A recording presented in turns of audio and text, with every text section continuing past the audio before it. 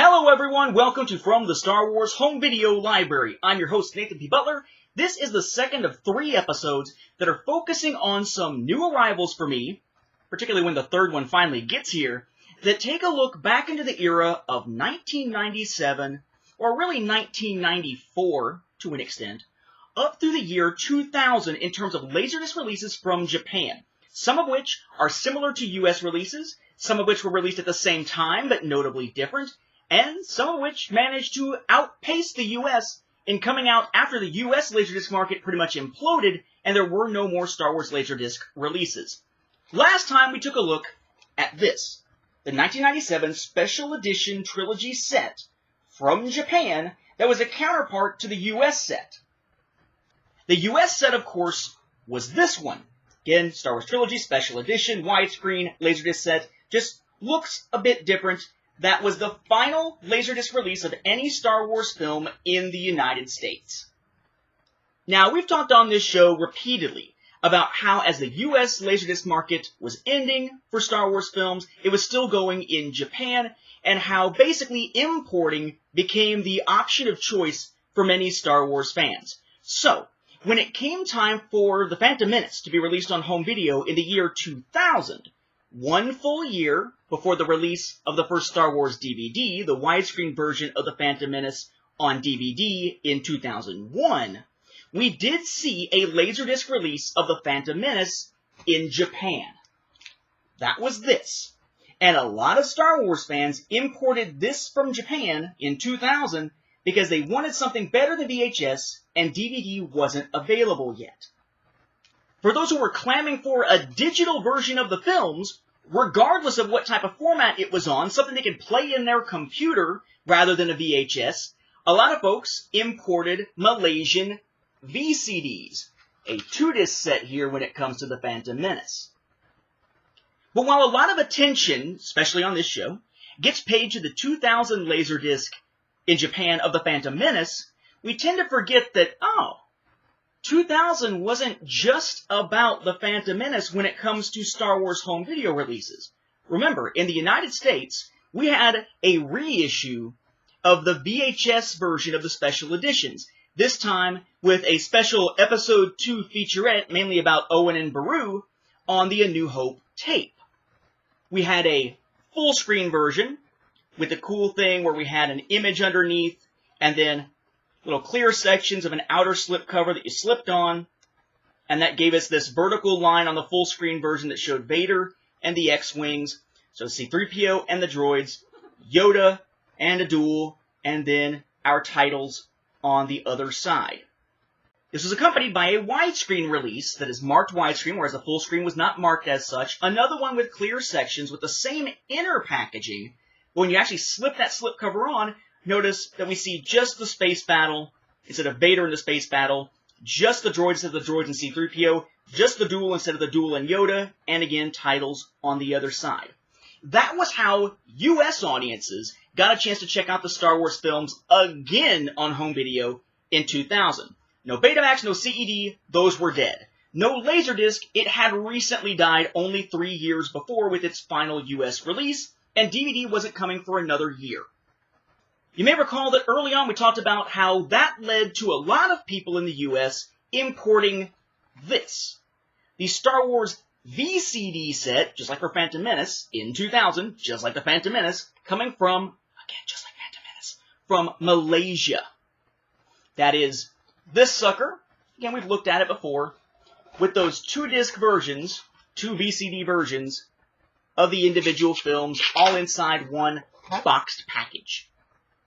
What many don't realize, or don't really think to consider, is that while the US got that 2000 release in that kind of packaging with the little featurette about Episode 2 on VHS, and then Malaysia got, again, similar packaging, similar featurette, but on VCD, what was happening in Japan? Well, in Japan, they had their last Star Wars LaserDisc release right then in 2000, so only 3 years difference with the US really in terms of when their LaserDisc products died. But alongside The Phantom Menace, you could also purchase the original Trilogy Special Edition, again, in a very similar package to what we got in the US and that Malaysian VCD set. all the films in special edition form with the Episode 2 featurette. That set from Japan is this. Now again, I've got the cover on. I'll take it off in a second because I want you to see it with the obi on here. And then I'll pull that off so we can actually see it here. So the obi doesn't attach, so I'm just kind of holding it here to the side. We'll take that off and look at that momentarily.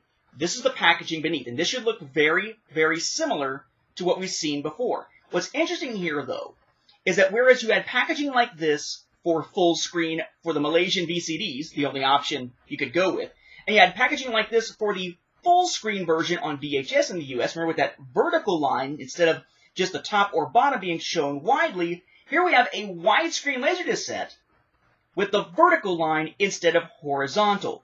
That, of course, makes it the opposite of the way they handle the packaging choices in the US on VHS. Personally, I think it was just because this looks a lot cooler, and that's always been my preference personally when it comes to those 2000 VHS tapes. Despite the fact that the widescreen version is my favorite version to watch, the packaging for full screen is definitely cooler with the vertical line that has part of a face and part of an action scene at the bottom, not just an action scene. But this one looks very similar. You've got Vader over the ships, Star Wars Trilogy right there in the center, LaserDisc logo down here in the corner, THX digitally mastered off to the side here rather than across the whole bottom, as is often the case. And notice there on the side, widescreen running down the side. The back, as one would expect, it's the other side, C-3PO with the droids at the bottom, THX information. Then you got your product number and a little bit of Japanese information about the product here. Logo, widescreen, very similar. The top, just in black there, says Star Wars Trilogy. The bottom, in black there, says Star Wars Trilogy. The side, 20th Century Fox Home Entertainment logo, Star Wars Trilogy. The episode number, and then the film names, Lucasfilm logo, and then product number. The other side just opens up to give us access to the individual films underneath. There's no slipcover in terms of a closing slipcover to this. It's just a traditional slipcover. Just slide it in and that's it, and one side remains open always. What I would note here before we look at the interior contents, though, is when you feel it, it's interesting because it's a little bit embossed.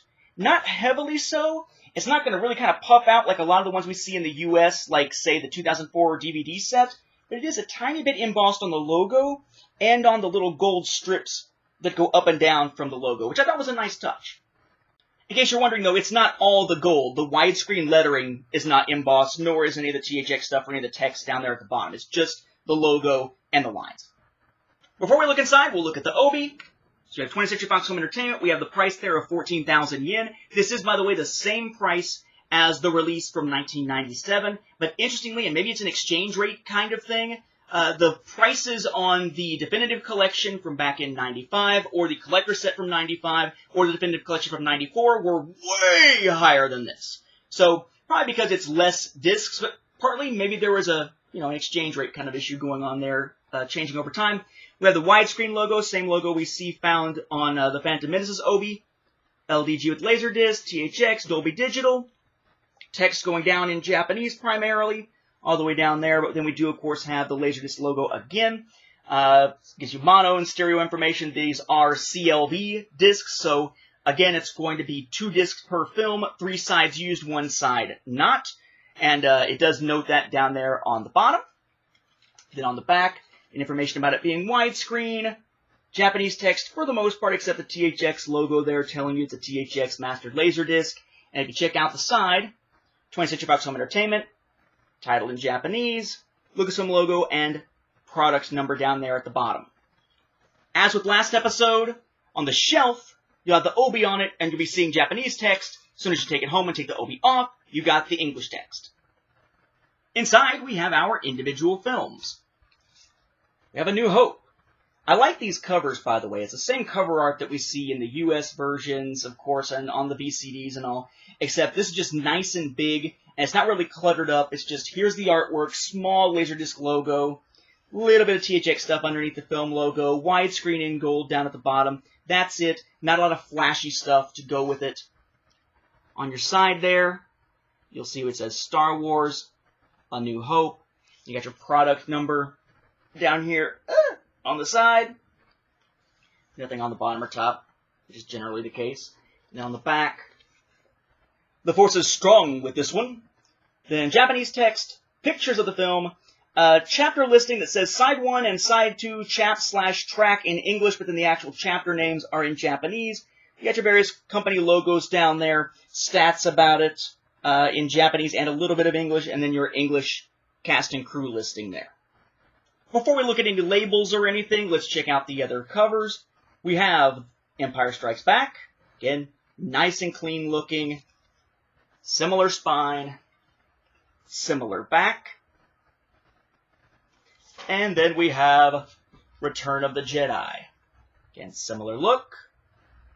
Digging it. Similar back. And similar spine. Nice and clean looking. One thing I find interesting is that because you have the entire picture there taking up the front with no real room for either black or white, and then all their spines have black, and the back on all of them has about 2/3 white, 1/3 black, they didn't go with the same black and white division of even number and odd number that seemed to be happening in the US in 2000 with the individual VHS releases, where basically the odd numbers were black, the even numbers were white. A similar look, but not the same color alternation going on. As for the discs and their labels, they all follow a similar pattern here, so we'll look at just one. This is side 3, the first side of disc 2 for A New Hope. Notice there, this one does have the logo up there at the top, so you can tell which film it is. Along with Lucasfilm logo, 20th Century Fox Entertainment logo, LaserDisc logo there, side number and such, title there in Japanese down at the bottom. And then the reverse side for side 4, which is the second side, of course, of the second disc, mostly blank because, hey, no content on that side. That's the way all of these work. As for the Owen and Baru special feature, if you want to check out that little episode 2 special feature, the same one that's found on the VCD, same one that's found on the VHS releases, that is actually one that's going to play in front of A New Hope when you stick in the first disc of the A New Hope LaserDisc. Now, you may look at this and say, well, wait a second. Why haven't I seen this more in the U.S.? What's the deal? Why wasn't this more readily imported into the U.S.? Why were the VCDs more common as an import than this? Because this certainly would have given us better quality, and it's widescreen. Well, think about the logic of the time. When it comes to widescreen LaserDisc copies of the Special Edition trilogy, the U.S. had already gotten that in 1997, with the exception of removing the little featurettes on those about what made the Special Edition so special and adding the little featurette about Episode 2 with Owen and Baru. There really wasn't anything to mean that you needed this set if you already owned the US one from 1997. Whereas you can make the same argument for the VHS tapes, of course, 97 to then, as that's the way it changed, and a lot of people did see those as redundant. But the VCDs were kind of special in that they were something you could watch on a computer. And you couldn't watch a LaserDisc or a VHS tape on a computer. So it sort of pushed it forward. Or in a DVD player, for that matter. Most DVD players will play a VCD. It's still not as good a picture, but it's playing in a more modern player, which was a big deal at the time.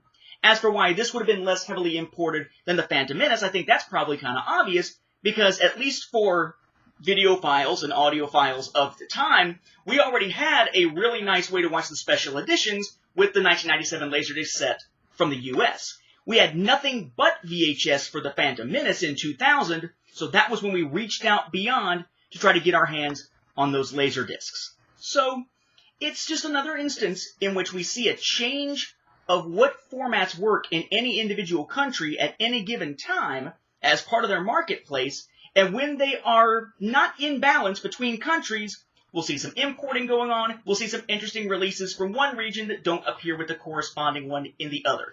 Just like in 2005, where the UK got a VHS tape of Revenge of the Sith and the US didn't. Just happens to be LaserDiscs this time.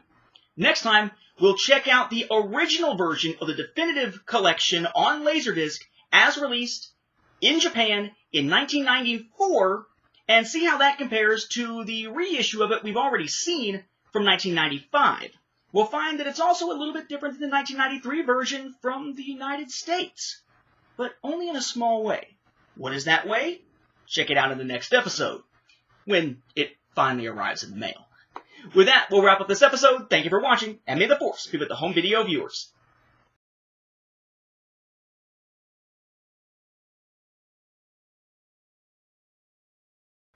Dr. K. Because Pib Extra sucks, Dr. Pepper rocks, but you're cheap as hell. Kroger brand, baby.